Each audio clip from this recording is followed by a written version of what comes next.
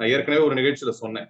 சமஸ்கிருதத்துல அந்த சர்வ கல்யாண தாதாரம் சர்வ வாபத்கன வாரகம் அபார கருணாமூர்த்தி ஆஞ்சநேயம் நமாமியகம் ஸ்ரீ ராமதூத மகாதீர ருத்ரவீர சமுத்பவ அஞ்சனா கர்ப்ப சம்பூத வாயுபுத்திர நமோஸ்துதே என்று வடமொழியில் சமஸ்கிருதத்தில் எழுதப்பட்ட அதே பாடலை நமது கம்பன் அஞ்சே வரியில வச்சார்.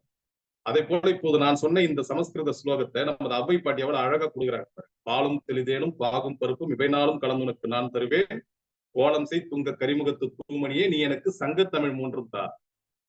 இவ்வளவு விஷயங்களை செய்து விட்டு அவர்கள் கேட்பது சங்கத்தமிழ். அப்ப எந்த அளவுக்கு தமிழை ஒரு உயிராக அவங்க நினைச்சிட்டு இருக்காங்க நமது அவ்வை பிராட்டி, எந்த அளவுக்கு தமிழை ஒரு தெய்வ மொழியாக. ஏன்னா தமிழை தா என்று கேட்டால் யாரிடம் கேட்கிறாங்க, ஒரு பொருளை யாரிடம் நாம் கேட்கிறோம் என்பதை பொறுத்துதான் அந்த பொருள் யார்கிட்ட இருக்குன்றதை நம்ம தெரிஞ்சுக்கணும். நம்ம மேலோட்டமாக சில விஷயங்கள் அதுதான் என்பொருளாக சில சொல்லி பிறதான் நுண்பொருள் காண்பது அறிவு என்றார் வள்ளுவர்.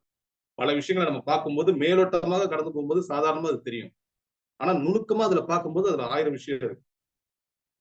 சங்கத்தமிழ் மூன்றும் தான் விநாயகர்கிட்ட கேட்டிருக்காங்கன்னா அப்ப அது யாரிடம் இருந்திருக்கிறது? விநாயகரிடம் இருந்திருக்கிறது, கடவுளிடம் இருந்திருக்கின்றது, இறைவனிடம் இருந்திருக்கின்றது. அந்த மொழியை தான் நான் பேசிட்டு இருக்கேன், அந்த மொழியை தான் நீங்க கேட்டுட்டு இருக்கீங்க, அந்த மொழியை தான் நம்ம படிச்சுட்டு இருக்கோம். இதை மற்றவர்கள் போல பாடமாக நம்ம படிக்கல, தானாகவே நமக்கு வந்தது. இதை விட ஒரு பெரும் பேர் இந்த உலகத்துல என்னதான் இருக்கு? அப்படிப்பட்ட மிக பெரும் பேரை கொடுத்ததற்காகவே இறைவனை நம்ம வணங்கணும், அந்த முழுமுதல் கடவுளை வணங்கணும். அதனால்தான் முழுமுதல் கடவுளின் தம்பியாக இருக்கக்கூடிய முருகப்பெருமானை நம்ம தமிழ் கடவுளனே வணங்கணும். விநாயகனை நம்ம வணங்கும் போது முருகப்பெருமானை சேர்த்து வணங்குவதாக தான் அது அர்த்தம்.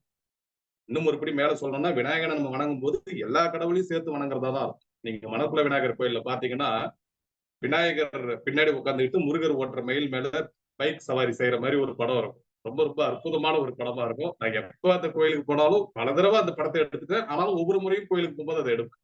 ஏன்னா அவ்வளவு ஒரு அற்புதமா இருக்கும் அதை பாக்குறதுக்கு. புதுவையில் இருப்பவங்க அந்த மறுபடியும் ஒரு தடவை போனீங்கன்னா அதை நீங்க கண்டிப்பா உற்று நோக்குங்க. சோ அந்த அளவுக்கு விநாயகரும் முருகனும் நம்ம பிரிக்க முடியாது.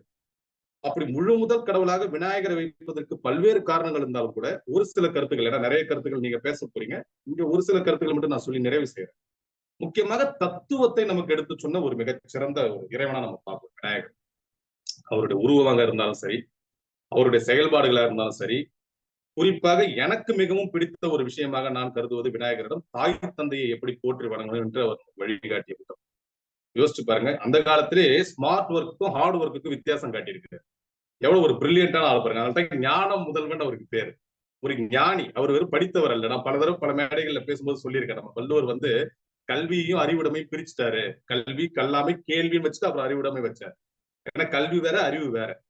அது நமது பிள்ளையார் என்று அழைக்கப்படுகின்ற நமது விநாயக பெருமான் நாயகன் என்றால் ஒரு ஹீரோ, விநாயகன் என்றால் மேலான, அதுக்கு மேல வேற யாரும் கிடையாது, சிறப்பு வாய்ந்த ஒரு ஹீரோ, ஸ்பெஷல் ஹீரோ, சுப்ரீம் ஹீரோன்னு சொல்றோம்ல அந்த மாதிரி. அப்படிப்பட்ட அந்த விநாயகருடைய வாழ்க்கை வரலாறு நமக்கு எதை காட்டுதுன்னா